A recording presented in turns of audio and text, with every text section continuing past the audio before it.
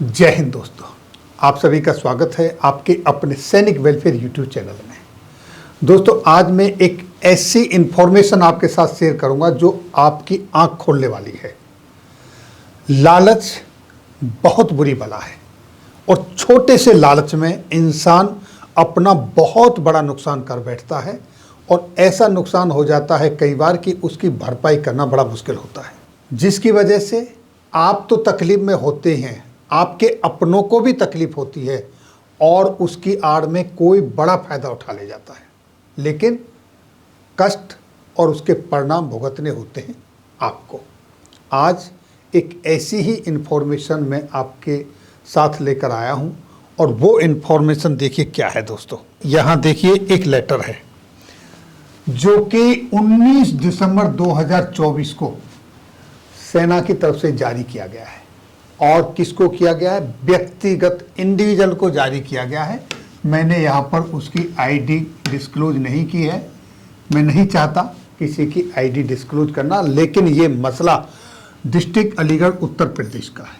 और हेडिंग देखिए, कारण बताओ नोटिस।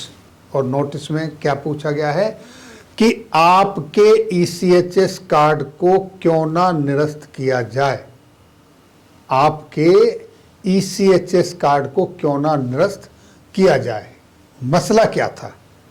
काफ़ी दिनों से एनवायरनमेंट के अंदर ये चीज़ें चल रही थी कि ईसीएचएस के कार्ड किसी हॉस्पिटल को हैंडओवर कर देते हैं लोग और वहाँ हॉस्पिटल के अंदर पेशेंट भर्ती नहीं होता ईसीएचएस लाभार्थी और बिल बन जाता है।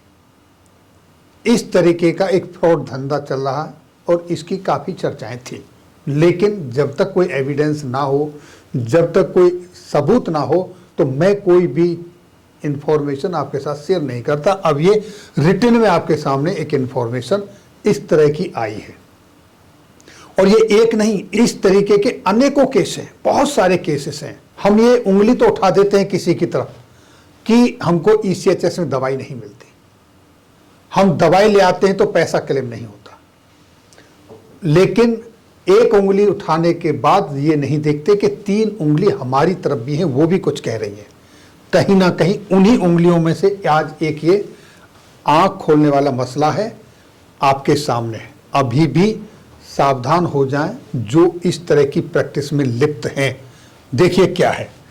श्रीमान, आपका ईसीएचएस रिकॉर्ड चेक करने पर यह पाया गया कि आप और आपके संपूर्ण परिवार के जो ईसीएचएस लाभार्थी हैं वो फरवरी 2023 7 फरवरी 2023 से 27 नवंबर 2024 तक, यानी कि लगभग ये 2 साल के पीरियड में अनेकों बार नोएडा, ग्रेटर नोएडा, आप देख रहे हैं ये नोएडा, ग्रेटर नोएडा के अस्पतालों में दाखिल हो रहे हैं, भर्ती हो रहे हैं। तो इसकी छानबीन की गई, क्या वाकई ये पेशेंट थे या फिर ये गलत तरीके से एडमिट हुए या कोई और इन्होंने ईसीएचएस कार्ड का दुरुपयोग किया। तो यहाँ पर आपसे आग्रह है कि आप यह बताएं कि आपको आपके परिवार के सदस्यों जो कि बार बार अस्पताल में एक साथ दाखिल हो रहे हैं, उन सबको क्या बीमारी है। अब आप बीमारी बताएंगे क्यों? आपने तो कार्ड ही दिया था, आप तो एडमिट थे ही नहीं, आपको तो तकलीफ थी ही नहीं, तो आप बीमारी क्या बताएंगे?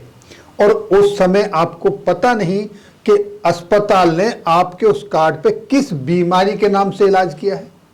तो यहां मसला खुल के आया है। आपकी और आपके परिवार के सदस्यों की जांच फौजी अस्पताल में फौजी डॉक्टरों से क्यों ना करवाई जाए, यानी जो बीमारी आपको हुई, जिस बीमारी के लिए आप और आपका परिवार एडमिट हुआ, उस बीमारी की जांच सेना के मिलिट्री हॉस्पिटल में क्यों ना करवाई जाए कि वाकई आप तकलीफ में थे या फिर आपके कार्ड का दुरुपयोग किया गया है।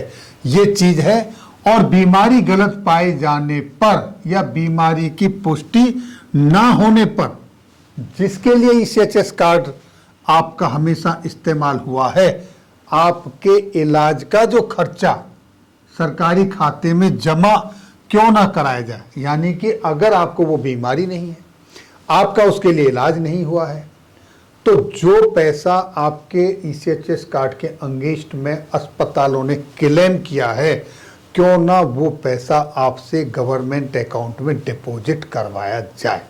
ये नोटिस है और आपसे अनुरोध है कि इस पत्र का जवाब 5 जनवरी 2025 तक इस कार्यालय में जमा कराने की कृपा करें। जवाब न देने पर आपका ईसीएचएस कार्ड निरस्त कर दिया जाएगा।